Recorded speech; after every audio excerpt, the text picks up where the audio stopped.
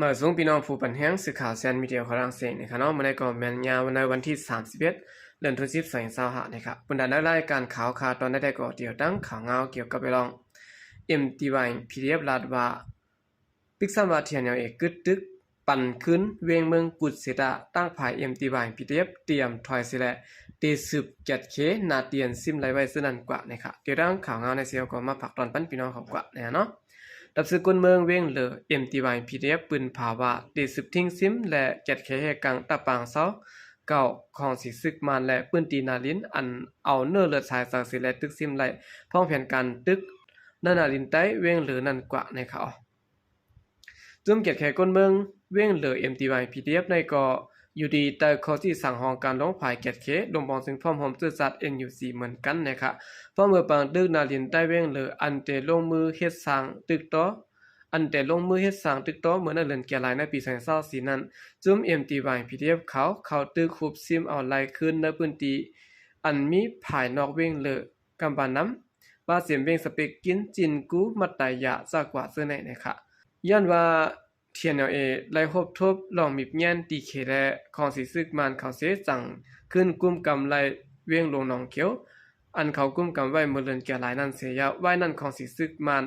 สั่งขึ้นกุมกำไล่เวียงสเปกกินอันซุ่ม MDY PDF เขากุมกำไว้แทงมากำคักตอนอยู่นะครับเมื่อซึกตั้งเทียนเอาตั้งของสีซึกมันไล่อุโบกันแทงโปรแกรมที่เก่าเมื่อในวันที่28และในวันที่29เดือนออกตุลาคม2025ที่เวียงคุณมิงนั้นเทียนเอาจังพร้อมได้เจอกันว่าเตียวเวียงเมืองกุดและเวียงเมืองมิดอันเทียนเอากุ้มกำไว้นั้นมอบอาปันขึ้นซึกมันกว่าในเขาเนื้อข่าวต่างลูกพื้นเฮาขานั้นอำวัดได้ไล่ฮบทบลองอย่าผึดเสื่องหือก็เยาะนะครับเนาะจุ่มลูกพื้นอันปักที่เวียงเมืองกุดอีกปรังปิวหาเมืองกุดในเตียนสืบไปยังกว่าสู้เยื่องหมายเฮาขาอันมีเบิงดิโมคราซีแพทย์ตะเลนั้นอำสุดอำหนสิแลเตสืบขึ้นนาตึกต่อกว่าต่อถึงการลูกพื้นป้ออ่องมันนะครับนอกจากนั้นก็ตับซึกแกดเขกวนเมืองปิวหา TRI อันมีแต่ห้องการดงเติงซึกเติงเวียงเหลือ NUG นั้นลาดว่าอันปาไตขอปงห้องการซึกเรื่องตาเลอลงปองซึ่ง NUG ในเฮาขาดเตสืบเหตุการณ์ลุกพื้นในปืนตีนาลินในเดิงตาเลอมันเตเลในลอยมาแห้งเสอหนังเตรียมทนเสียได้เฮาขาปันกว่ามันว่าเตสืบคอนแห้งมุ่งหน้าเข้าปล่อยตึกตาเปิงดิโมคราซีเพชรตะแลปิกซัมว่ามีรองอย่าพึ่อยู่เสตะเตโฮมือกันตั้งจุ่มลุกพื้นผู้โฮมนาการเฮาขาสิแลติเกตแคนาลินอันจุ่มเฮาขาปักเซาไว้นั่นนะครับไว้เสซึ่งมันสิมานาลงบองจึงโลยง NLT นั้นจุ่มก้นหนุ่มมันเจื้อนสารคัดตับซึกมันเขานั้นอ่อนกันเขาหาตีตังสิแลสู้คอนแห้งสอนการซึกเนนาลินเทียนเอเชียภายเทียนเอก็เลยปกป้องกำจ่อยแถมปันการซึกและกองกลางพ่องปางตึก102เสียนั้นก็ MTY PDF ในไหลเข้าโคมป้าตึกต่อจ่อยตับซึกลอยเทียนสิเมาเวียงในเมืองใต้ปะทองต่อป้อไหล12สีเวียงและเหลือสินั้นสิ้นไหลป้าเวียงอันเขาป้าเนเติงเวียงเหลือนั้นแทงหลายเวียงสิแลกำในก็ถูกเทียนเขาหักหลังเสเขาอุบซ้อมซึกมานสิแลพร้อมเอาเมืองกุลและเมืองมิดอันโฮม MTY PDF กุมกำนั้นมอบอาปันขึ้นซึกมานกว่านะครับผู้เจอเรียบเฮียนกันซึกเขาได้กอลาดว่าย้อนเปอเทียนในด้านของสีซึกมันกึดตึกกันเสซึกมันในจางเดมีแผนการหิบตึกเพียวจุ้ม MTY PDF เขาแทงหาวแห้งในเขาออกคันได้ก็เป็นเงาลายตีหน้าจีเวียงเมืองมิดและเมืองกุดเนี่ยเนาะก็มีข่าวมาว่าตั้งฝ่ายเทียนตีถอยออกปันซึกมันนะครับก็ตั้งฝ่าย PDF ได้ก็ว่าเตรียมย่อมเนี่ยเนาะตีซึกพับตึกกว่านะครับสืบสิแนวข่าวขึ้นมาถ่อมด้วยข่าวเงาเกี่ยวกับวิลองตีเวียงสีป้อนั้นซึกมันเนว่าเกี่ยวข้องซ้อมเทียนและ PDF ในเสซิมใบเฮิรน40หลังไปกวนอันย่างยอบก็มีนะครับตีเวียงสีป้อจึงได้ปะทองอันซึกมันซิมเอาขึ้นตีในมือเทียนนั้นซึกมันเนว่ามีรองเกี่ยวข้องกันตั้งตับซึกต่างเทียนตับซึกแกดแขกคนเมือง PDF ในเสและซิมไว้เฮิรนกวนเมืองปืนตี40หลังไปเสียมกากวนอันถูกญาติยอบในก็มีนะครับของสีซึ่งมันขึ้นกุ้มกำไรขึ้นเวียงสีเปาะในวันที่17เดือนออกตุลาคม2025นั้นเสหูบซิมไว้เฮิรนเยและห่านขายโคในเวียงสีเปาะอันยุ่มยามว่ามีกล้องกายกันตั้งซึกประลองเทียนและ PDF นั้นไหนกวนเมืองปืนตีลาดนี่นังไหนในสีเวียงสีเปาะในซึกมันเขาแต่ซิมไว้เฮิรนเยกวยกาปอกเหลาหลังเฮิรนหลายหลังแต่ก็อำไปหูเตซิมป้าเฮิรนผู้อุปเปิงพองงามอันเทียนขอดพอดไว้ตอนเลยได้ก็ขึ้นกวนอันสื่อเสียงหรือออกเสเปิ้นนั้นรายงานซึกมันซิมเป็นอ่อนตั้งยาวนะครับเลยสินั้นก็ของสิซึกมันในย่างตียาวป้ากวนมันปืนตีตา10ก็ไป เลยลองมาเนตั้งพิษสายว่าจอยกำแถมจุ่มลูกพื้นไหนผู้ใจอันหูจอมลองในแทงก้อนหนึ่งหลัดนี่หนังไหน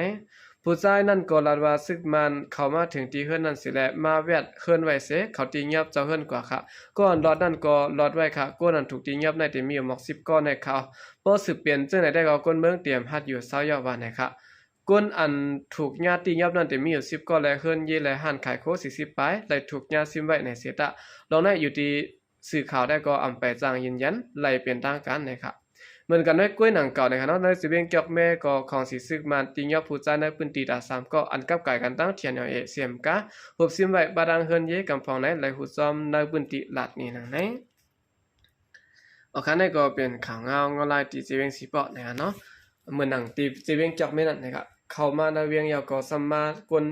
สัมมาเนกวนเมืองเปลี่ยนจากซึกซุ่มนั้นซุ่มในสิได้ติงยอกว่านะครับที่เดมันกวนเมืองแต่ก็เหลียบตีพ่องหรือไรนั่นขามเนาะเมื่อพ่อง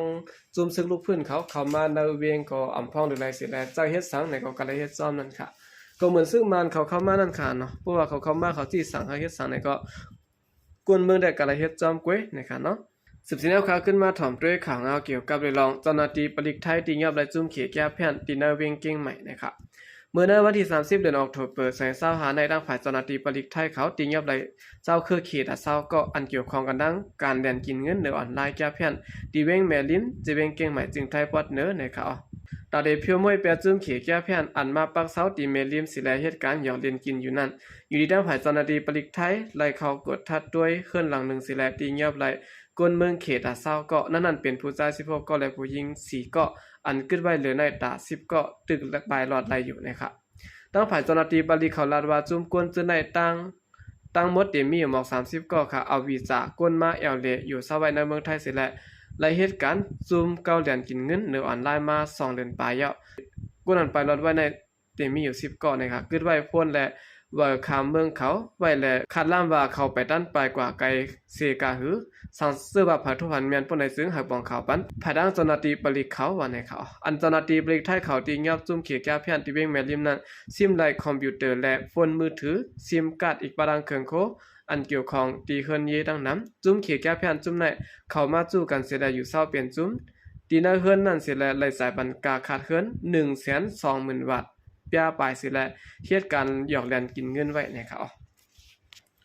นี่ก็เป็นข่าวเงานะครับเนาะจุ่มเขียแก้เพี้ยนตีเกียงใหม่นะครับตั้งภายบริไทยเขาตีเงียบไหลนะครับตั้งภายจุ่มเขียแก้เพี้ยนในนะครับเนาะตีในเมืองไทยก็เขาเซาห้องอยู่สิแลเฮ็ดเงียบๆได้ก็อยู่เย็นๆไว้ได้ก็เขาก็เฮ็ดไหลอยู่นะครับก็ด้วยกับว่าตั้งภายเจ้าหน้าที่เขานะครับเนาะก็มีสายข่าวเปิ้นนะครับเนาะสายลับเปิ้นเพราะว่าอยู่ซ่อมกันน้ำก้นน้ำได้ก็มันมีรองทางเทอมนั่นค่ะเนาะเปิ้นก็